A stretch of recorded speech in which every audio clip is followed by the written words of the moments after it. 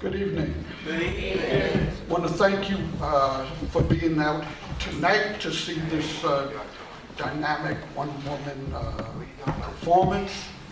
We are the Community Awareness Series of the Jersey City Free Public Library. This is our 41st year here at Miller Branch Library as a library program. And we've had many thousands of programs of all types and all the genres here. And once again, we're very happy to have you here. I'm not going to get much or really into the life and legend of Sojourner Truth because I believe our guest artist will reveal that in her theatrical production. She is a historical interpreter as a dramatist, and she comes from an educational background, 20 years or so with the Philadelphia school system, and that she's also an author and a writer. She has several books out. Some are on the back table, so I hope you can avail yourself to it at the end of the program. We also have some petitions on the back. One of them is a petition against domestic violence, which will go to Trenton and through Assemblywoman Angela McKnight. And the other is a petition in support of this program for our ongoing funding through the city. And that, so we have to show that kind of support. So we hope you sign the petitions. They're on the back tables, and also we have flyers on upcoming programs that's happening here and in the community. And that Dr. Daisy Century is a historical interpreter, actress, educator, and writer. As an actress, historical interpreter, she has performed other important characters and historical figures here in her repertoire, such as Madam C.J. Walker, Harriet Tubman, Bessie Coleman, Sojourner Truth, and others. Let me say, Daisy defines her role as a historical interpreter because she becomes the character, she dresses like the character from that particular time period and weaves their story to the audience from birth to death. She engages the audience through every phase of their life. The audience will be right there in laughs, cry, sigh, and cheer as the character unfolds right in front of their eyes. The performances are usually an hour or so, 35 minutes to an hour, and there is always room for questions at the end of the program. It's our honor to have Dr.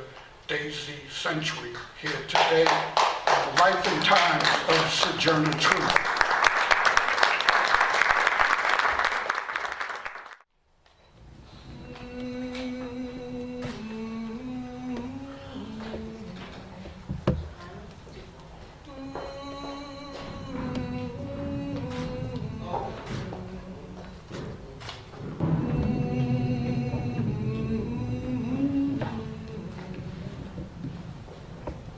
In my travels, I had all kinds of things that happened to me. One time I was to speak at a camp meeting, and they said, "Old lady, if you speak here tonight, we're going to burn the place down." I said, "Burn it down. I'll speak to the ashes." Another time they said, "Old lady, we don't care too much for your talk. That mean about as much as the bite of a flea." I said, "Small it may seem to you, but I bet I'll keep you scratching." All right. They said, "Oh, if you keep talking that slavery talk, if you keep talking that women's rights, we're going to lock you up in the stockade." I said, "Lock me up. I'll rock these United States like a baby's cradle. They said, oh, you must be a man. You're tall and strong. You got a powerful voice. And you out in public. That's no place for a woman. Woman needs to be in the house taking care of the children. You must be a man. Oh, I take my time. Take my time. Now unbutton my shirt. And I flung it open. I said, look at these breasts. Look at them. Look at these brown breasts. They suckled many a babes, both black and white. And they all grow up to do more manly things than you are right now. Oh, I bet that shut him up real fast. I said, the shame's on you, not me. And it seems, I remember one time, I think I went down to Kansas it was. This particular year, the boll weevil ate all the corn crops. I said, farmers, I understand your plight. Because I took hold of that Constitution, big document it is. And I searched every which way for my rights and freedom. And I didn't find it. So that same boll weevil that come and ate your corn crops must have come in this here Constitution and ate out the parts that says I got rights and freedom, because it ain't in there. So farmers, they got to take this back and fix it. So I understand your plight, farmers. I understand your plight. Now I can't read nor write, but the good Lord gave me the wit and the intellect that I can hold my own against anybody, you see. Met some pretty interesting folks along the way, too. It seems like whenever there's something out of kilter, the good Lord puts me right in the middle of it, and I have to straighten things out. And I've been doing that pretty much all my life, you see. Now, I'll tell you a little bit about myself. Oh, I was born somewhere around 1797, upstate New York, Ulster County, not too far from the Hudson River. I was born with the name of Isabel. Sometimes they call me Belle. Isabel Bumfrey. She belonged to a Dutch family called the Hattenbergs. My dad's name was James. I grew up tall and strong like my daddy. My mama's name was Betsy. We call her Mama Bet. See, in Dutch, Bumfrey means tall and strong. So sometimes they would say, there go old James Bumfrey, tall as that pine tree. My dad would just smile. My mama told me I had 11 brothers and sisters, but they were all sold off by the time I knew what was going on. I was the only one left. The only one left. So on a daily basis, I would see my mama just look up to the sky and just pray and sing, and sometimes the tears would just roll down her face. Sometimes at night, I would see my mama sit outside. She just rocked back and forth, back and forth. I said, Mama Bet, what ails you, Mama Bet? She said, oh, girl, plenty. Plenty ails me, plenty ails me. I don't know where my children's be. And they don't know where I be. Oh, I just long to hold them next to my bosom one more time. Oh, I long for my children. I bet they're looking up at that same moon right now. And the same stars. I bet they're looking at it, wondering where I be. And I'm wondering where they be. I just hope wherever they may be that God will keep them safe. I pray that God will keep them safe. I said, Mama Bet, where does God live? She said, Belle, you see the spaces between the stars? That's where God lives. God lives between all the spaces in the sky. She said, Belle, I'm going to tell you something, girl, that will last you for the rest of your life. You don't lie. You don't steal. You work real hard to show yourself proof in your master's eyes. And oh, Belle, don't forget, Belle. Don't forget, girl, to pray. Pray, Belle. When you're lonely, you're sad, you get beat, you just don't know which way to turn, you talk to God. God will tell you exactly what to do, Belle. You remember that now, you hear? I said, yes, ma'am. Oh, and I remember that for the rest of my life. God became my best friend. I would walk along and talk to to God, like God was walking right next to me. They would say, there go old Belle. All she do is work and pray to God all day long. But I didn't mind them talking about me. It seemed like the more I prayed to God, the stronger I got inside. I didn't mind at all. I guess I don't know how old I was, but I was sold 3 times. The first time, I was in an auction block, nobody bid for me. So they put in a flock of sheep and $100, and I went along. So the first time I was sold to the Neelys.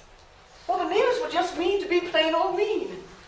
Mrs. Neely would tell me to bring a log for the fireplace, and I would bring the broom or pan, and she would just pick me and pick me.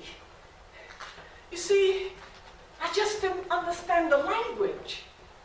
I was brought up in a Dutch household, so I only spoke Low Dutch. I didn't learn to speak English till I was about 11, 12 years old. Even when I learned what the objects meant and the word for them, she would just beat me and slap me and beat me all day long, morning, noon, and night, just to beat me. And one day when she finished beating me, she sent me to the barn, and Mr. Neal was waiting in there for me. And after he had his way with me, I looked back and he was tying up some cords and some old wires. And he tied me up. And he just commenced to beat me.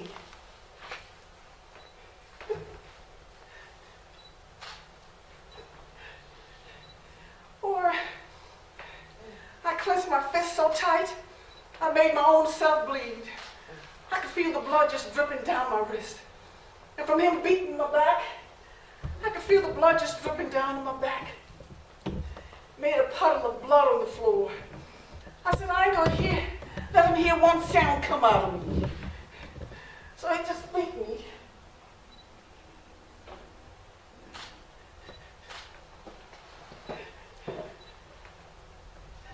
He beat me till he got tired. He just left me there, tied up and bleeding.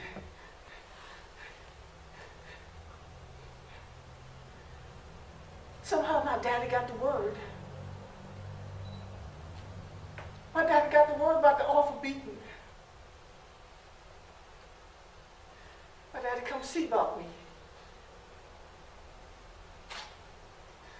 That's the first time I seen my dad cry. My daddy wanted to hug me. But my daddy didn't want to feel the blood. So my daddy cut me down.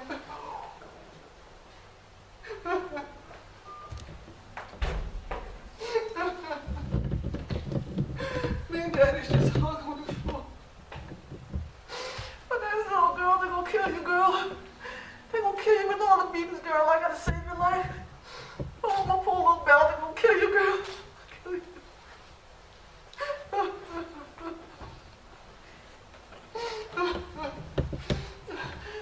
So Dad said, oh, I gotta find some place. I gotta find somebody else to buy you.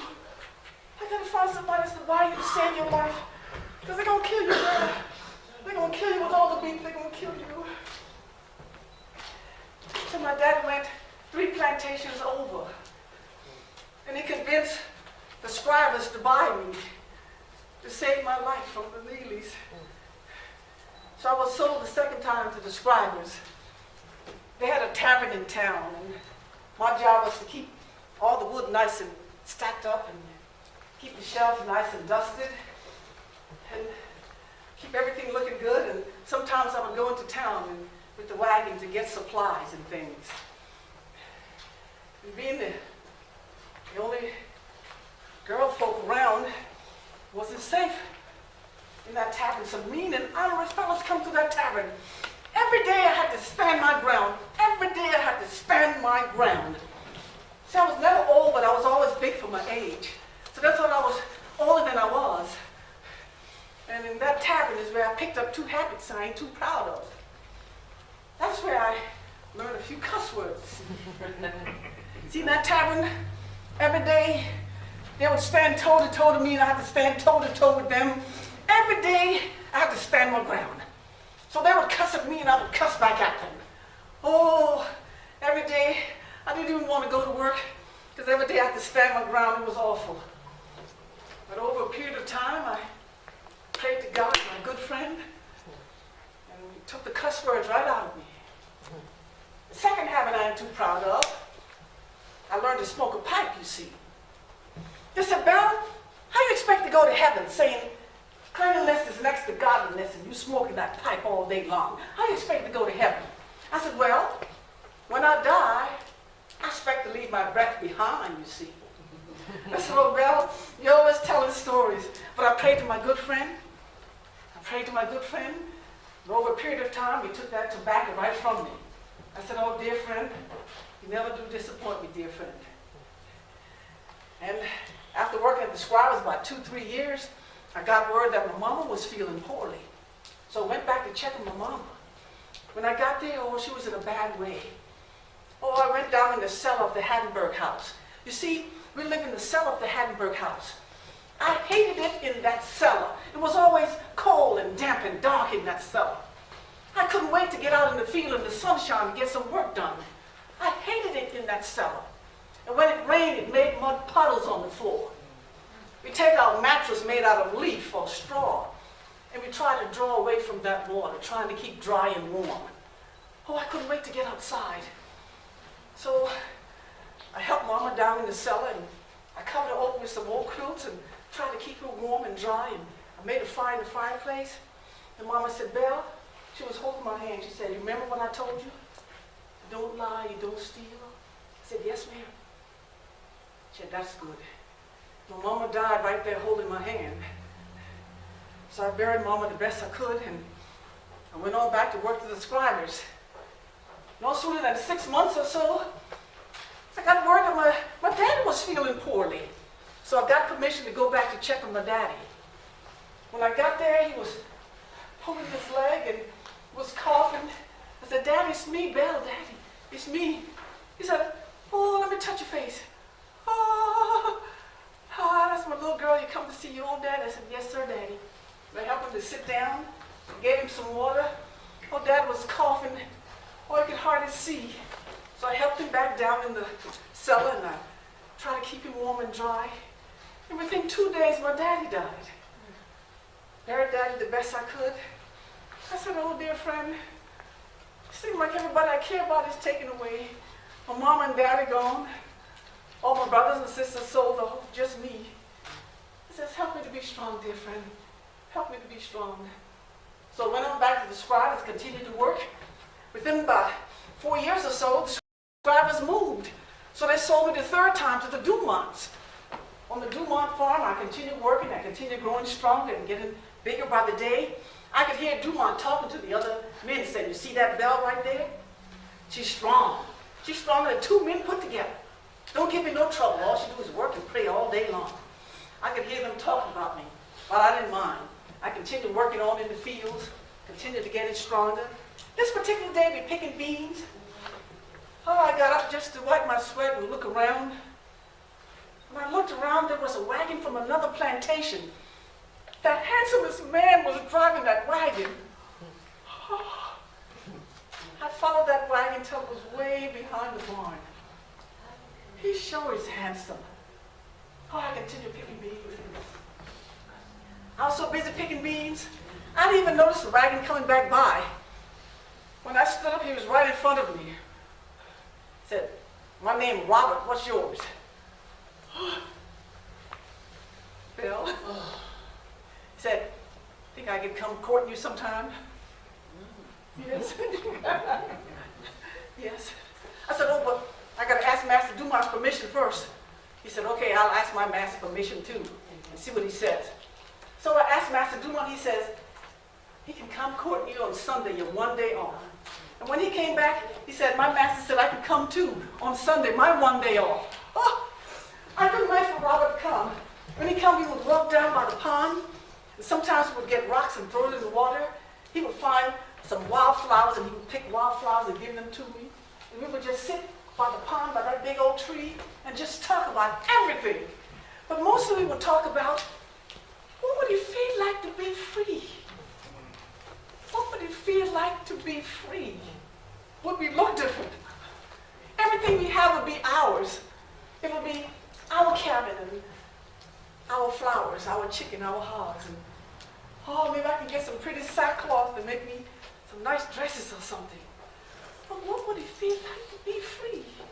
No more selling, no more beating, no more working from sunrise to sunset. Oh, Sundays, I couldn't wait for Robert to come. And then Robert said, maybe one day we'll get married. Oh, I really love Robert. Oh, I love him so much. But see, Master Dumont wasn't going to have none of that.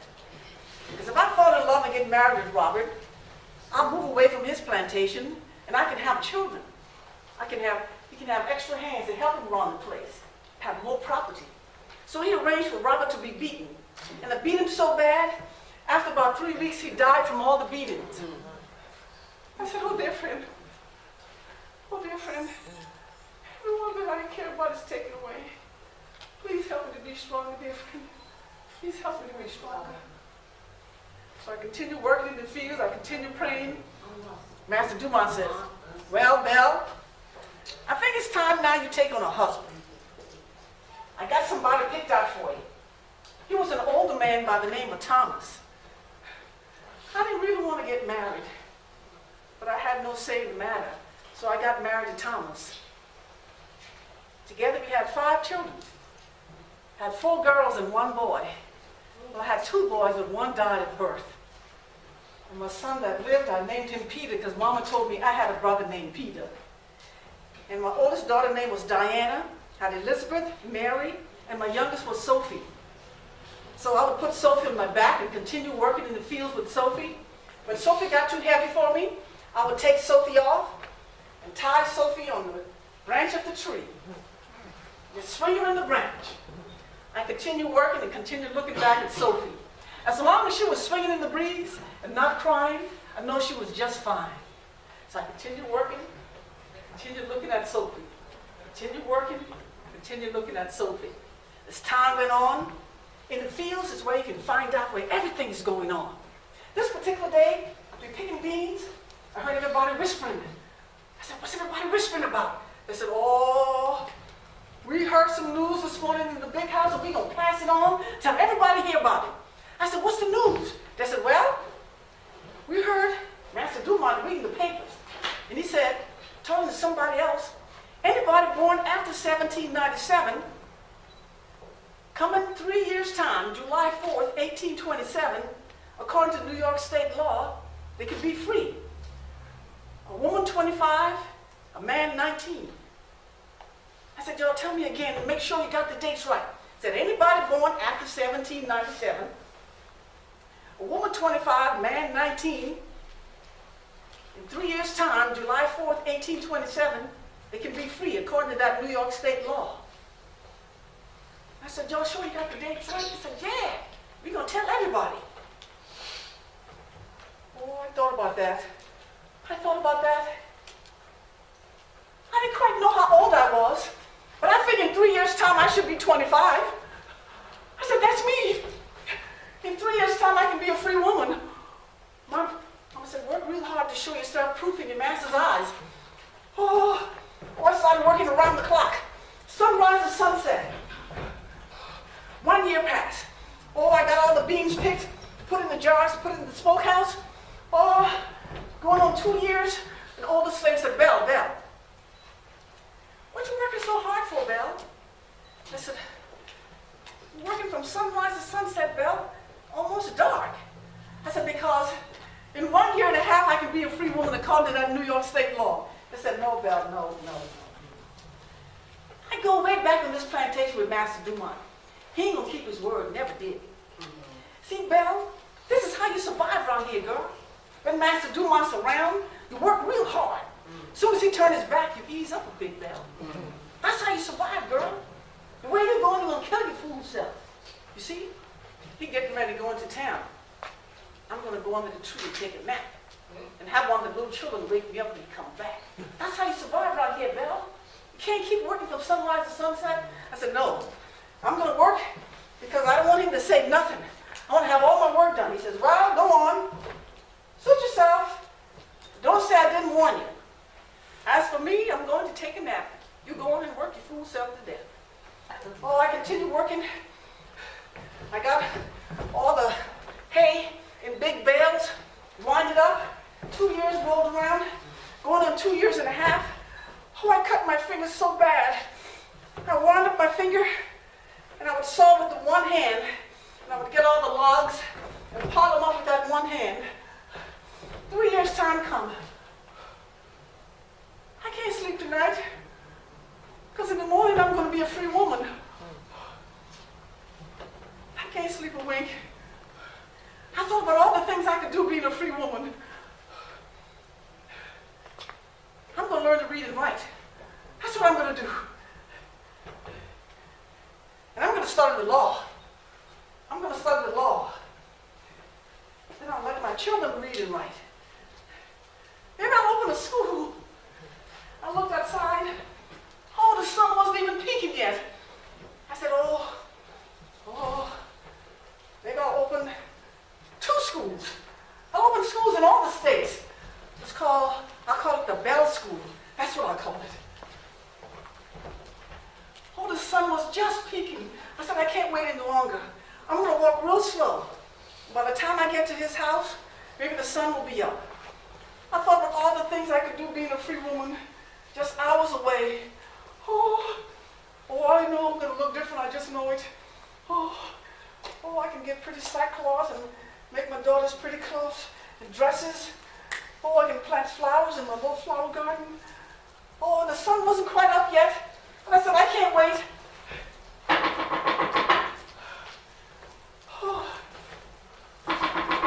Who is it? Master Dumont, it's me, Belle. It better be important, Belle. You're waking me up to serve. What you want? I said, Master Dumont, don't you know what today is, sir? Today's that special day that New York State passed. Hold up, I'll be right out. All that jibber jabber. Oh,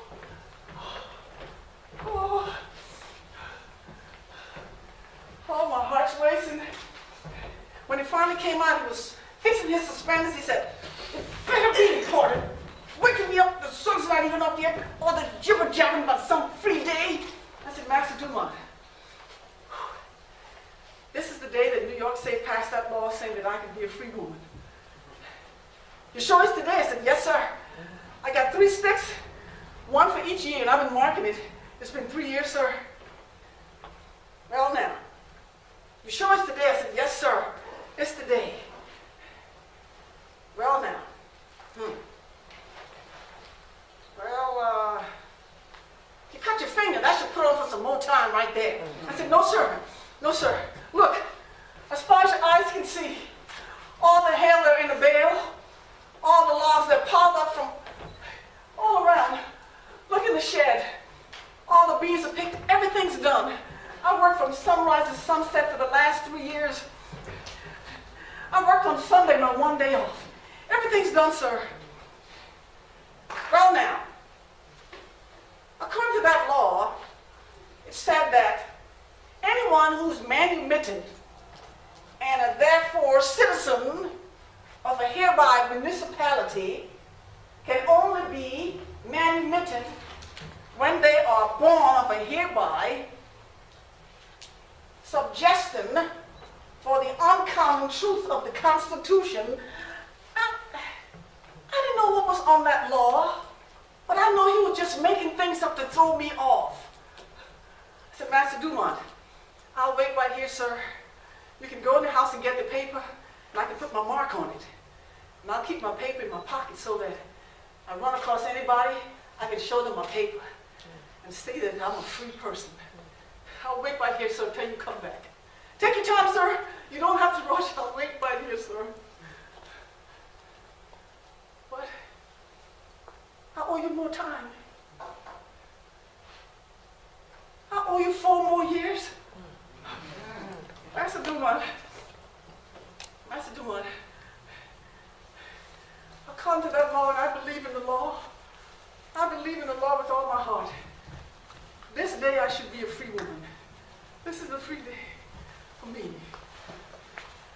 All you have to do is go in the house and get the paper and bring it back, and I'll put my mark on it. You ain't coming back, you ain't gonna unsigned paper.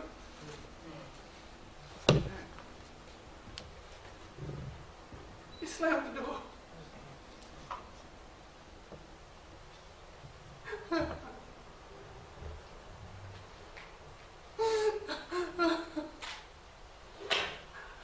I know I should be free today. I know I should be free. Mama said, pray, Val. Old friend. Help me, old friend. Help me, old friend. What should I do, old friend? What should I do? What should I do, old friend? What should I do? What should I do, old friend?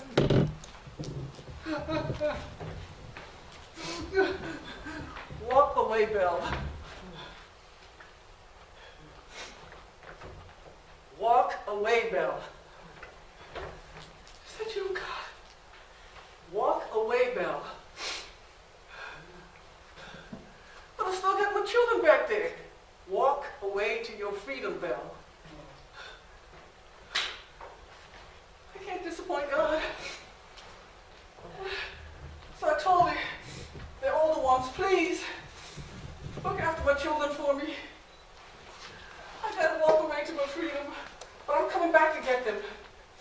So I put as much thing as I could in an old knapsack, and I got my youngest Sophie because she was a suckling baby. I got Sophie, and I walked away in the cool of the morning. While the dew was still in the grass, I walked away with my child. The more I walked, I wasn't scared no more. I walked for 3 days. The third day, I walked right up to a little cabin. Knocked on the door. I wasn't scared. Belonged to a Quaker family by the name of the Van Wagners.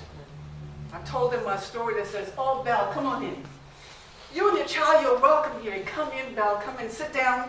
Don't lift a finger, just sit down and rest. You're going through so much. Just sit and rest, Belle. But of course, I didn't want to appear to be lazy.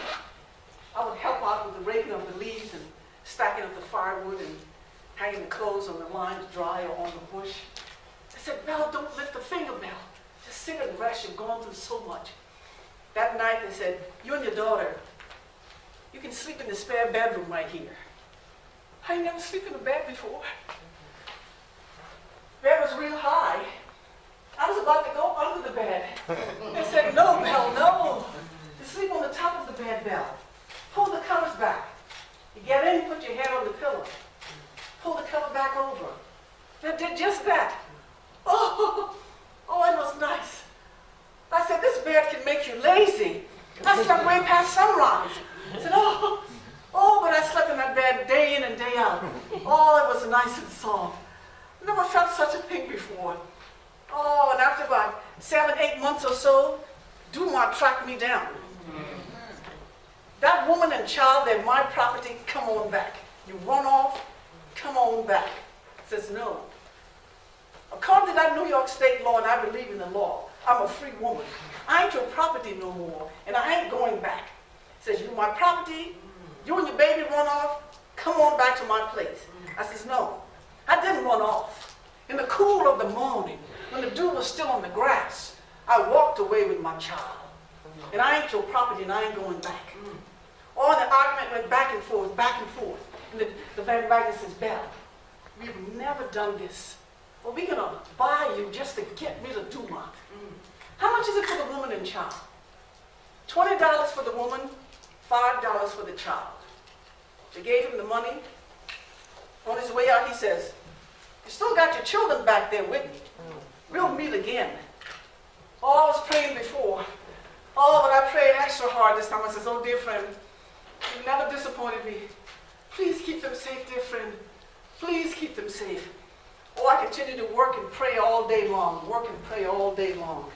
Within 2 months or so, I heard word that he sold my son Peter to his brother down in Alabama. And when you sell someone way down south, you'll never see them again. But I went back and I said, I'll have my son back. He said, I told you we'll meet again. There's nothing you can do. Your son is gone. You'll never see him again. It's a done deal. I said, he's my child. I'll have him back. It's illegal to sell anyone across state lines. So I heard that working in the big house. It's illegal to sell anyone across state lines. He said, there's nothing you can do. So I walked into New York City. Anybody who would hear me, please, please, please help me get my son back. They've sold my son. Please help me get him back. I walked into Kingston. I walked into Long Island. Please. Months passed. I was wearied and ragged. I walked clean out of my shoes. I took my shoes off and put it on my back. Please, please help me get my son back. They've sold my son, please. I was worn and ragged. I was about to give up. Please help me get my son back. Anybody, please help me get my son back. And the gentleman says, ma'am, I heard you. And I think I can help you. He was a lawyer from the New York Quaker Society. He said, all we have to do is petition the court with a written document. You can put your mark here on the paper. I will sign it. We'll give it to the judge, but we need money. He said, God will point me in the direction of people who's got the money. He pointed me to the churches. He pointed me to the Van Wagners. He pointed me to the Quaker Society. I went to all of them and collected money. I gave it to the lawyer. He said, oh, ma'am, this is more than enough. So we gave the lawyer the money. He gave it to the judge. The papers were signed. He says, ma'am, all we got to do now is pray. And the minute I hear anything, I'll let you know. I went back to the Van Wagners, continued to work and pray. I stayed with the Van Wagners for so long, I was calling myself Isabella Van Wagner. I used their last name. Continued working and praying. 1 year passed, 2 years passed, 3 years passed. I says, oh, dear friend, I know you never disappoint me. 3.5 years, 4 years passed. 4.5 years, the Lord says, ma'am, good news. Your son Peter is on his way back to New York City. Oh, dear God, thank you, thank you. Peter's coming back to New York City. Oh, the day that Peter came back, when he got out of the wagon, oh, what did they do to my son? Oh, he was skin and bones, and I could see his bones sticking up through the skin, and his clothes was ragged. Peter, come to your mama, Peter. But he ran from me, and he was making sounds like an animal. I said, Peter, come to your mama, Peter. And he ran further and further away. What did they do to my son? But I remember I used to sing him a little song when he was a little boy. Oh, little baby, don't you cry. Oh, little baby, don't you cry. He remembered. He started coming from under the table. Oh, Peter, oh, my son. Oh, I've got my son back. Oh, thank you, dear God, I've got my son. Oh, I thank the lawyers. I thank the churches. I thank the Van Wagners. I thank the judges. I thank everybody for bringing my son back. Oh, I went to the Van Wagners. I says, you know what? I got to make my own way. I feel like I've been a burden on you for too long. I said, no, Belle, you and your son and daughter can stay here for as long as you like. I said, no, I've got to make my own way. I didn't know what I was going to do, where I was going to go. I didn't have no job, no money, nothing. Everything we had was on our back. So I took Peter by the hand, I took Sophie by the hand, and we just walked. And we walked to the road leading to New York City. Oh, that New York City was something else, I tell you. There were so many people that were about to knock me over. And all the buildings, all the horse and buggy coming through, and see the ships off in the distance, the birds flying. But right by the building, there were so many people begging for food. Says, please, please, can I just have a crumb, please? But I had nothing to give them, nothing. I kept on walking. Didn't know where I was going to go. I kept on looking and going through the crowd. And right between two buildings, there was a cross.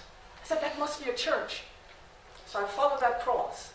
And it was the St. John Methodist Church of New York City. And I told the minister my story. He says, well, we've got a little space in the back where we keep all of our hymnals and brooms and things. You're more than welcome to stay in there. At least you'll be out of the weather. I said, I'll take it. Thank you. But it was so small, I had to scoop down to get in. But we stayed in that little room. And of course, I had to make my way.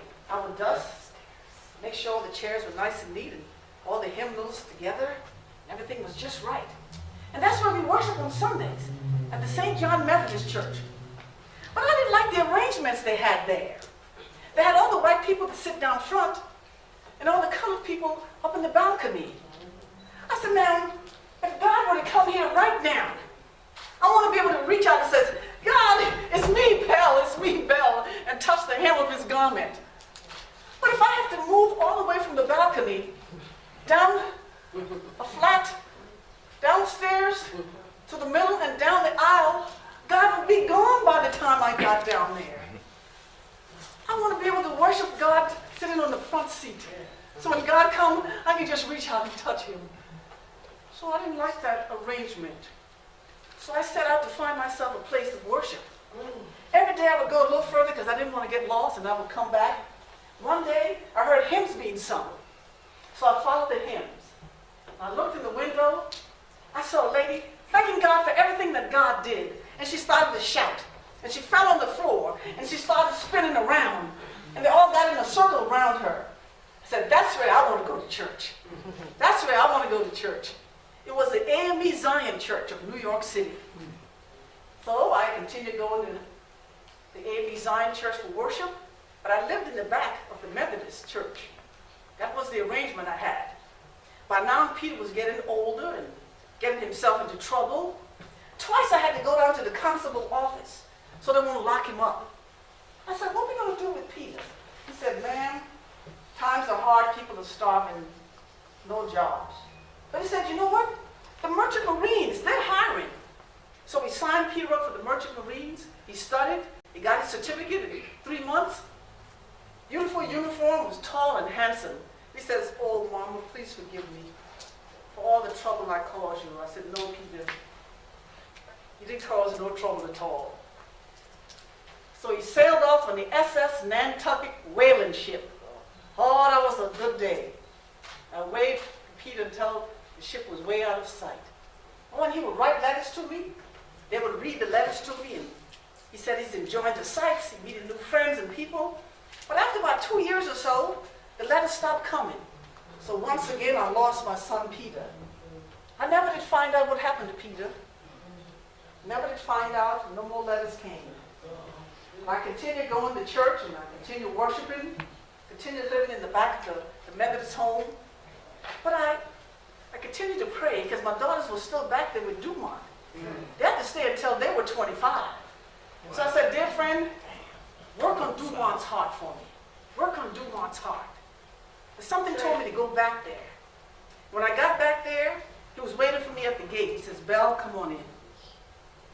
Have a seat. He says, Belle, please forgive me. Please forgive me for all the wrong things I did to you, Belle. He said, that slavery is one of the meanest things one person could ever do to another, Belle. Please forgive me.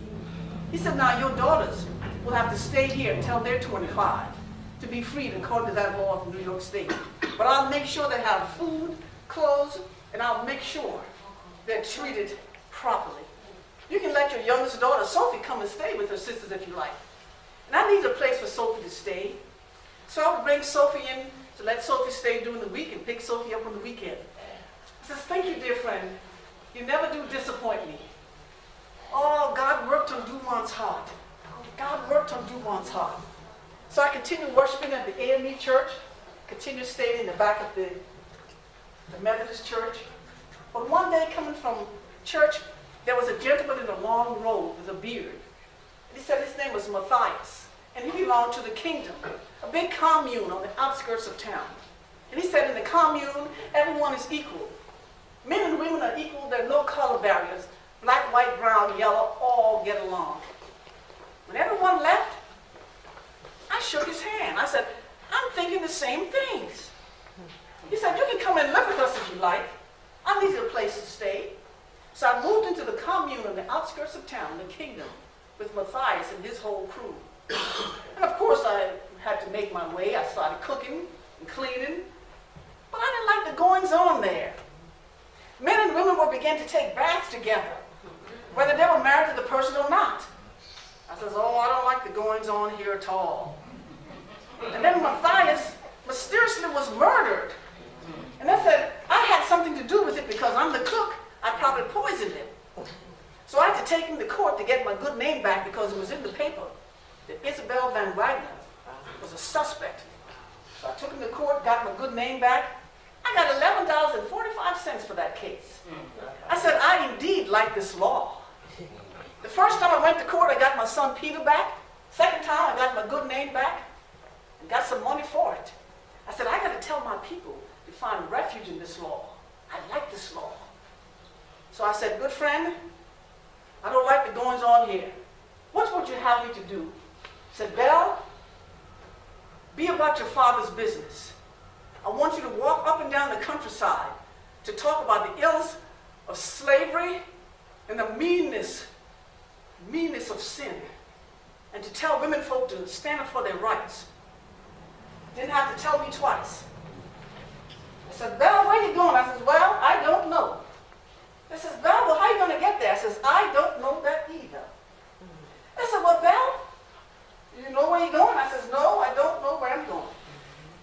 They said, well, Belle, are you coming back this way? I says, no, I don't know. I said, well, Belle, what do you know? I says, well, I don't know that. I don't know a thing.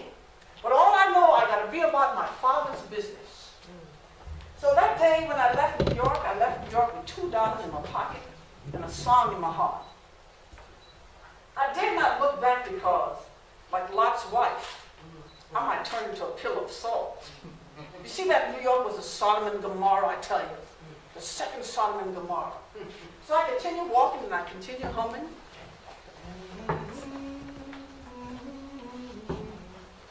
I said, now that I'm a free woman, I need a free woman's name.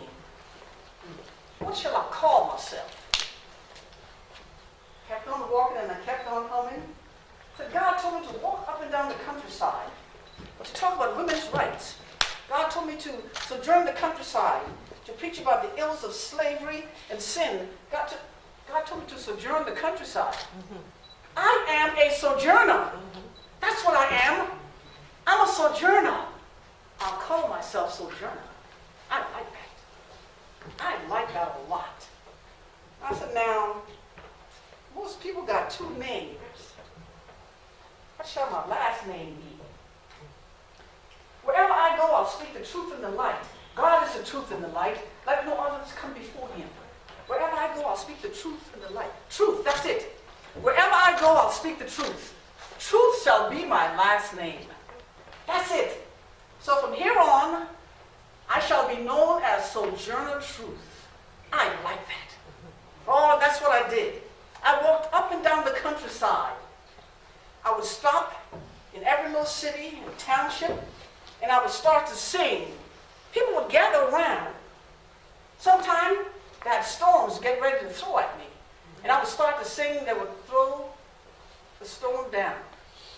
Then I would tell the women folk, you got just as much right as the men folk to own your own homes and own your own property and work outside the house. Oh, the news started spreading. Every time I went to, more and more women come about to hear. So I didn't have to worry about a place to stay or a place to eat or to get across the river. They would let me use their canoes. They would let me use their buggy and wagon. The news would spread. And pretty soon, it got out of hand. I had to hire a secretary to keep track of all my speaking engagement. Everybody wanted me to come to their town. And I had this little book I traveled with. This little book I call the Book of Life. Everybody that I meet, I had them to sign my little book of life. And these are some of the people who signed my little book of life. President Abraham Lincoln, President Ulysses Grant, William Phillips, Harriet Beecher Stowe, Charles Schultz, Lucretia Mott, George Thompson, Frederick Douglass. Harriet Tubman put a mark right here on the paper, right here in the upper corner. William Still, Jonathan Parker, Samuel May, Lydia Mott, Amy Post, William Lloyd Garrison, Susan B. Anthony. They all signed my little book of life. Now, I took some pictures of myself, so when I did my speaking engagement, I would sell my pictures, put a few pennies in my pocket.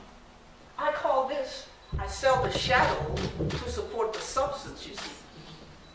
And another good friend of mine, Miss Lydia Gage from New York City, suggests I write a book. I said, Miss Gage, now I can't read nor write.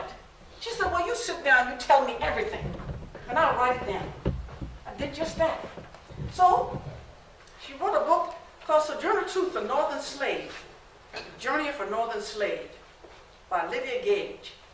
So, when I did my speaking engagement, I had two things to sell. I would sell my book, and I would sell my pictures. Oh, that put quite a few pennies in my pocket, I tell you. So everybody I meet, sign my little book of life. Now I said, now one of this time, when I made my speaking engagement, I went to one of the towns. They had to lock me up for my own good. The crowd got out of hand. See, back then, women folk did not speak out in public. It wasn't the thing to do. Whatever the good Lord put on my heart, I'm going to say it regardless. So, after 2 days, they let me out. And they tell me to go across the river now because the crowd is going to come back again rowdier than before. So a lot of times I had what they call a narrow escape. But I continued walking and I continued talking. By now, the Civil War was upon us. All my daughters were freed from the Dumonts. I did what I could for the colored soldiers. I would sing for them. I helped to collect all food and clothes and encourage them to fight for their country. My oldest daughter, Diana, had a son by now. His name was Sammy. Sammy could read and write. Sammy was 10 years old. Sammy started traveling with me. Sammy started driving the buggy, and Sammy would read the letters for me and write my letters for me and read the papers. I would say, Sammy, what's going on in the world? He says, well, Granny, President Abraham Lincoln is undecided what to do with the former slaves back at the Freedmen's Bureau in Washington, D.C. Say no more, Sammy. Washington, D.C. it is. I'm going to go on down there and advise President Lincoln what to do. Went on down to Washington, D.C., place just like this, filled with people, books and things all around. First day, they didn't see me, the crowd too big. Guess they thought I was going to go away, but I come right back the next day. Wait my turn in line. Wait my turn in line to see the president. When it was my turn, I shook his hand, a nice, firm handshake. I like that. Now, I'm kind of tall myself, but I had to look up at the president. He was a tall glass of water, I tell you. Invited me to come in, sit down to have tea. I said, now, ain't this something? Me, at the White House, with President Lincoln, having tea. Ain't that something? Sit down. He signed my book right here on the front page. He says, for anti-Sojourner Truth, A. Lincoln, October 29, 1864. Now, I made a joke to myself. I said, now, I'm his auntie, then he must be my nephew. Now, see, back in those days, they called all the colored women auntie because they didn't want to give them the proper respect of saying Miss or Mrs. But I wasn't here for frivolities. I was here to advise the president. He says, Auntie Sojourner, what do you think I should do with the former slaves down here in the Freedmen's Bureau? I says, well, President Lincoln, what we need is lots of land, open land. And we need lots of lumber to build on that land. We need to build schools, because the little children need to learn to read and write, you see. We need to build hospitals. We need to build stores. And we need to build homes, stores so we can barter with one another. We need that open land so we can raise our own chickens and hogs and cattle. Now, I don't expect you to do it overnight because it takes a great while to turn this big ship of Zion, you see. And I thanked him for the tea. I shook his hand, and I left. I had a lot of respect for President Lincoln because within 3 months or so, the lumber started rolling in down at the Freedmen's Bureau in Washington, D.C. Because before, they were all living in tents, and when it rained, it had mud, and everything was muddy. But they started building, and I helped out wherever I could. I would help people, the ladies to sew, and I helped them to plant. And I says, anybody got trouble or need to go to court? I've got experience with the law, let me know. I would go to court and speak in your behalf. Or representing quite a few people going to court, I tell you. So now they said, Sojourner Truth is a lawyer. I was a lawyer in the camp. And any legal thing that would come to me. So I would help out as best I could down at the Freedmen's Bureau. But one day I decided to go down to Washington, D.C., down in the city, to find out what's going on. Got down there, I saw this contraption, the horse pulling like a flatbed with wheels on it, but it had chairs in it. I said, what is this thing here? They said, that's the streetcar of Washington, D.C. I said, well, what's the streetcar do? I said, well, you wave and the streetcar will stop and it'll take you from one place to the next. Or if you have something heavy, you put it on the streetcar and it'll take you where you want to go. I said, oh, is that right? I said, yeah. So I saw the streetcar going around. So I waved at the streetcar, but it passed me by. And next day I come out at the same spot, waved the streetcar went by, but I know it was going to come back right through this side right here. So as soon as they come by, I jumped out in front and I grabbed the bridle of the horse, and the horses were rearing up. I says, get out the way, old woman, before I run you over. I says, no, I want to ride like everybody else. I says, get out the way, old woman. And everybody would get together around. Oh, and he says, all right, sit on here. Sit right there. I says, no, I want to sit up here, right next to you. He said, oh, old lady, get on. Oh, I got on the streetcars in Washington, D.C., riding. From then on, the streetcars in Washington, D.C. was like salt and pepper. Colors and white, riding together. Oh, I rode on the streetcars and I enjoyed my ride too on the streetcar. Now see, somewhere in the future, you're going to have someone to come along by the name of Rosa Parks. Everyone thinks that Rosa Parks desegregated the bus system. But also, Sojourner Truth did that back in the 1800s in Washington, D.C., you see. A lot of folks don't realize that. So after I ride on my streetcar, I helped out at the Freedmen's Bureau. I stayed down there for about 3-4 years. And then, of course, we left. Then I came back 3 or 4 more years with a petition signed with President Ulysses Grant. I wanted land grants for all the colored people. I want us to have our own space, big open like in Oklahoma and California. And he said he would look into it. But nothing to come of that. So I said, Sammy, read the newspaper. What's going on in the world? He says, well, Grammy, the women in Akron, Ohio is having a women's rights convention. Say no more, Sammy. I'm going to go down to Akron, Ohio to see what my sisters be after. Got down to Akron, Ohio, 2-day convention. I sit way in the back. I listen to everything going on.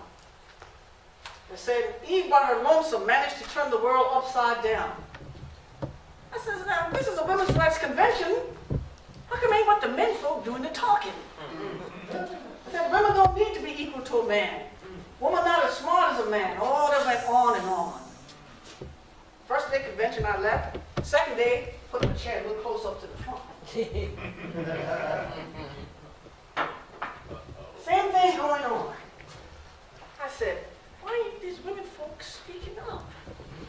Of course, they dare not speak up in public. I wasn't a woman place to speak. Oh, that went on and on. The same thing again. I told the ladies in front of me, psst, psst, psst.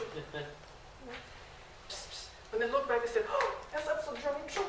No, she's a troublemaker. Let her in here. She'll ruin us. They'll riot. They'll burn this place down. Don't let her speak. I could hear them.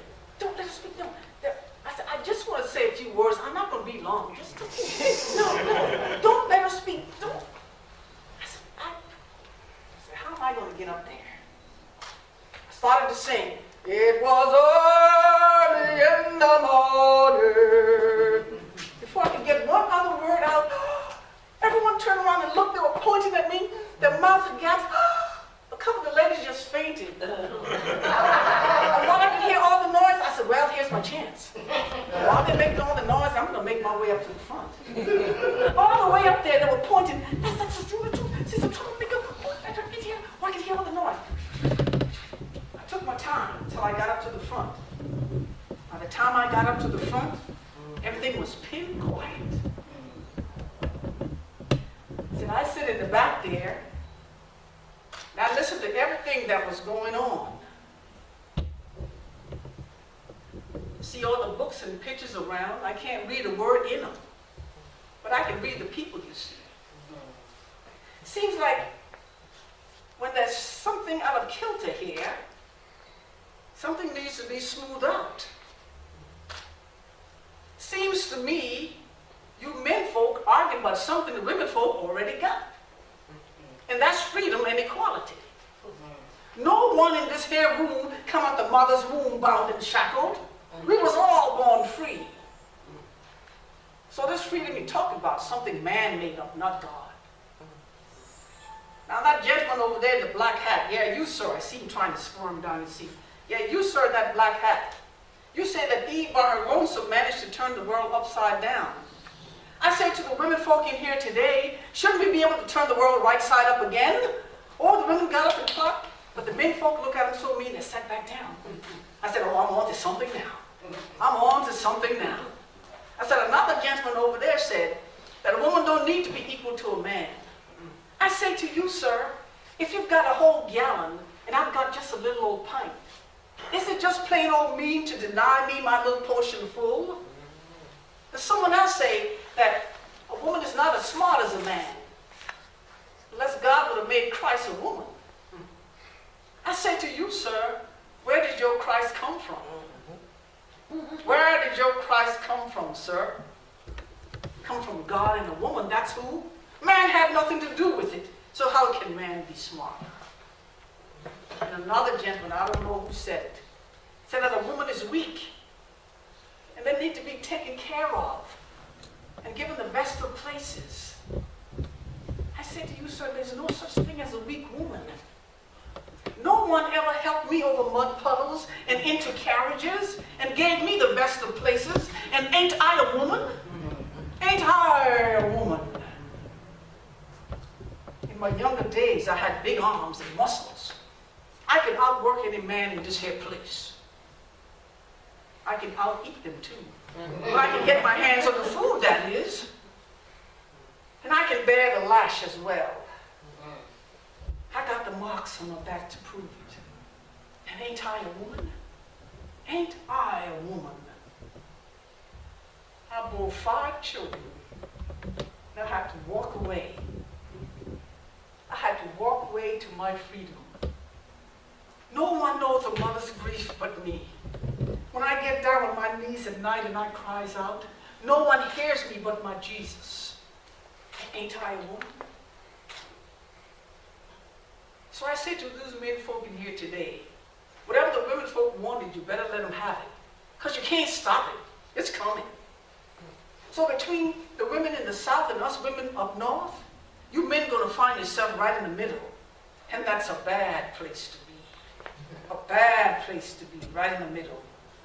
Now also, Sojourner might not be here to see it, but there's going to come a time when women folk can speak out in public, can run for public office, can own their own property, make their own money to put it in their own pockets, so that when something come about, they don't have to ask nobody for nothing, you see. What's coming? You can't stop it. Well now, I expect old Sojourner ain't got nothing more to say. I thank y'all kindly for letting me speak at this here convention. I'm going to be moseying on. Thank you.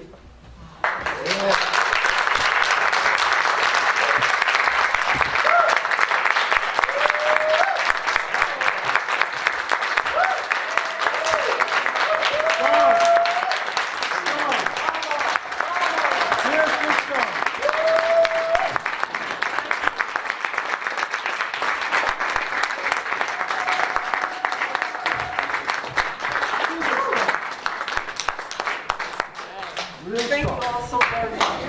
I just have 2 things, or a couple things I want to share with you. So Sojourner Truth eventually settled down in Battle Creek, Michigan. That's where she died, and she's buried there. And I got a chance to perform in Battle Creek, Michigan 2 times. So I got a chance to visit her gravesite and the park where she's buried. Now Battle Creek is known for 2 things. Sojourner Truth and Kellogg's Cornflakes. In Battle Creek, Michigan, they're very big on Sojourner Truth. Coming from the Kalamazoo airport, there's a Sojourner Truth turnpike. that leads right to her giant statue, right across from her giant statue in Park. She's buried. So I'll have these to pass around at the table. And this is her first attempt to write her own name. Knowing her, she was so smart. She probably told someone, show me how my name looks, and she tried to write it back based on memory.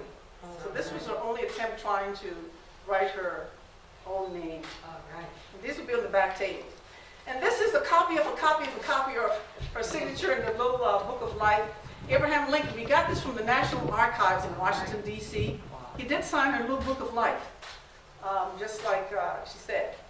And to top it off, remember Sophie was the youngest of her daughters? Yeah. I met Sophie's, the sixth generation of Sophie's line of the family. These two gentlemen in Battle Creek, Michigan, and still are in Battle Creek, Michigan today. And their names are the Maglichis. And they said every year they have this big celebration of the descendants of Sojourner Truth. So that was like shaking the hand of Sojourner Truth. The sixth generation on Sophie's line of the family. And one last thing, I saw this ad in the paper. Norwegian Airlines. I don't know if you saw it or not. Is it Norwegian? Yeah, Norwegian Airline has Sojourner Truth picture on the tail of their plane. So I'm going to blow it up bigger so you can really see it. I don't know whether I was in an airplane and saw it in the back of the Flying magazine or whatever, but somehow I got a hold of this. So on the Norwegian Airline, her picture's on the tail of the plane. Isn't that something? Yeah. So that's the life of Sojourner Truth. So if you look at her picture, she even looks kind of edgy like what? So she was a force to be reckoned with. If she could read and write, she would have been the first woman president a long time ago. Yes, yes. She was a force to be reckoned with. So she has become my hero, and she was just a fabulous person. So I don't know, from the back, you have time to entertain questions? I don't know your time now. Okay, so at this time, I'll entertain any questions of myself or Sojourner Truth at this time.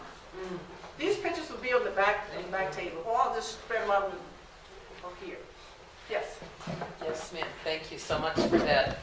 Sojourner's been my shero for many years. I'm part of the New York Folk Music Society, and they have a sea shanty group that meets at St. John's Methodist Church down in the lower level on John Street. And I'm just thrilled to know that Sojourner was there. They have a museum, but I guess I missed that fact. So next time we go to the sea shanties, they're going to hear about that. Yes. I learned something about her son that was on the whaler. I asked a bunch of the historians there because they research and reconstruct the sea shanties from the whaling time and all of that. And they said they actually, some of the historians had thought about that. And it was very, very dangerous work, as we know from novels like Moby Dick. But like the Civil War, actually more men died from disease than from the danger of the work. Like in the Civil War, more men died from disease than from actual battles. So so they thought that probably that might have been the reason that he stopped writing, was that he got some disease on board the ship, and they probably just pitched him overboard. Yeah, I've been doing some research also because I think he went by the name of Peter Van Wagner, and I've come to dead ends too, but I'm going to continue searching to try to find at least an enrollment on the ship itself, and we can't even find that. Yeah. I know they're interested in him up at like Mystic Seaport and that whaling museum up there. So it really makes you think about so many things that she went through, including that. Yeah. Thank you so much. Thank you. Thank you. Yeah, you said she went to the Methodist Church, but she ended up in AME Zion. Which AMA was she in? I think it's the Mother Bethel AME Zion Church in New York City today. I'm sure that's the what one. street is that on? I'm not sure which street it's on. Okay. Did she ever run into Richard Allen? Not according to research, Okay. but she could have. But I went to Allen University, Columbia, South Carolina, and so So he was one of the first founders of black universities. What year? In the 1800s. I tried to get here, but tonight we celebrated my mother's 89th birthday, and all of my family, we were together tonight in celebration of her.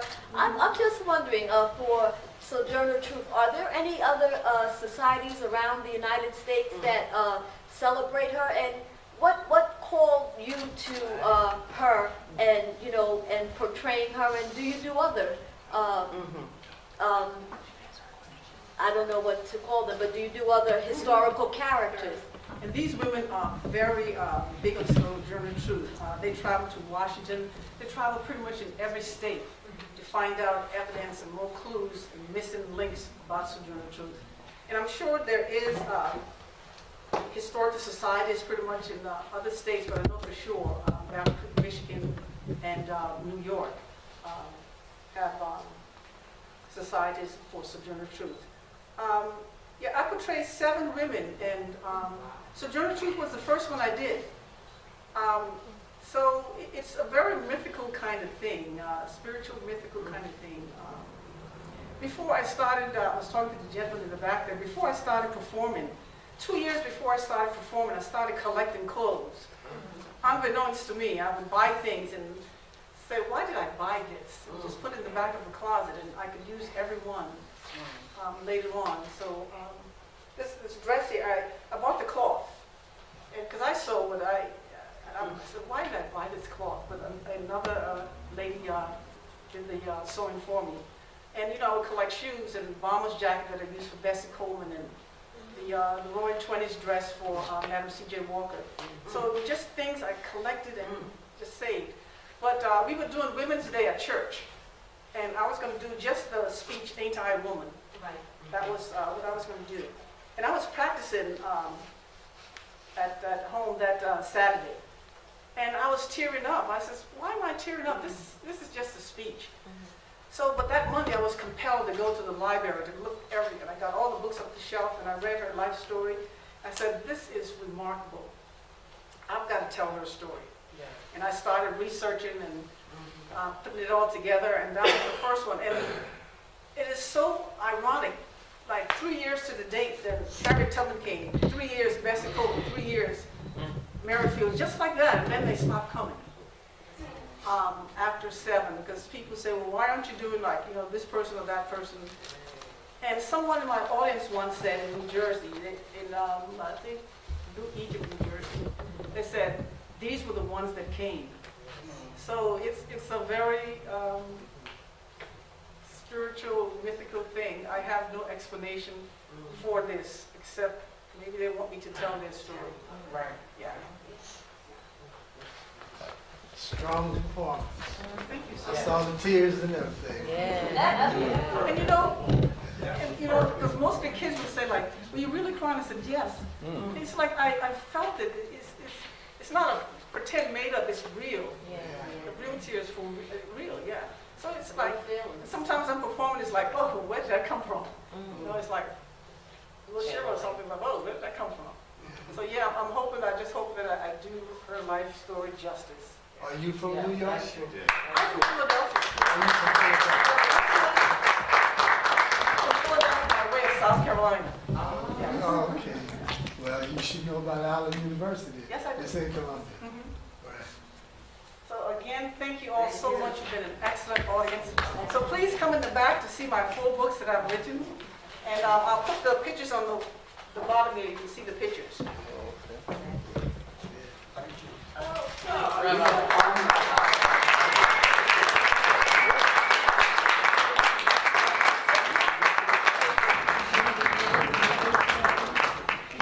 So we are very honored to have Dr. Century here, and what a magnificent and powerful performance.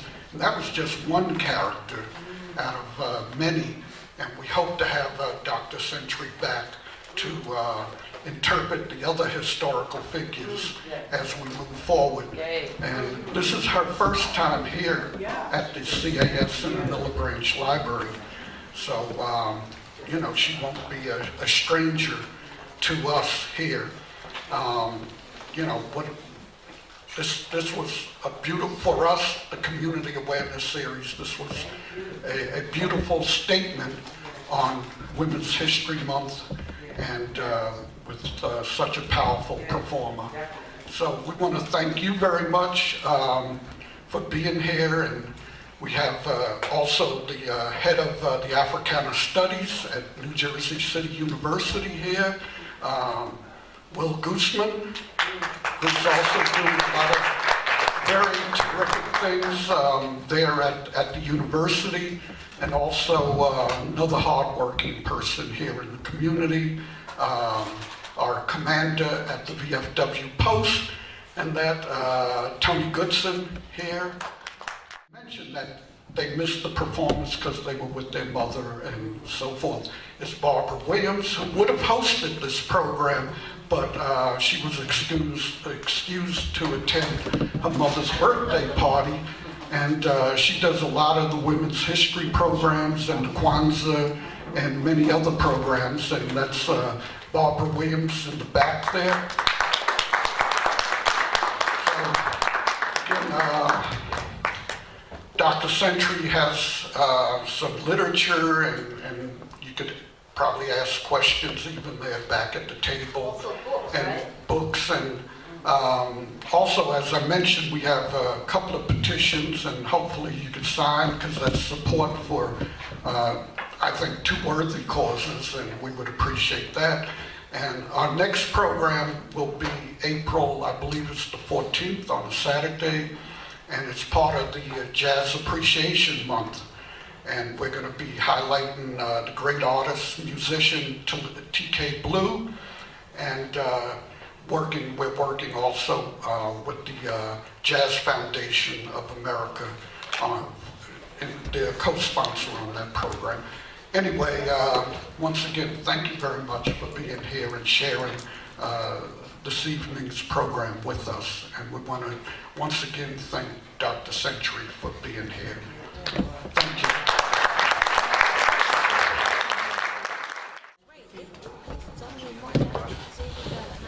Yeah, I know. We appointed it when it worked out, right? Oh, no, I come to my birthday.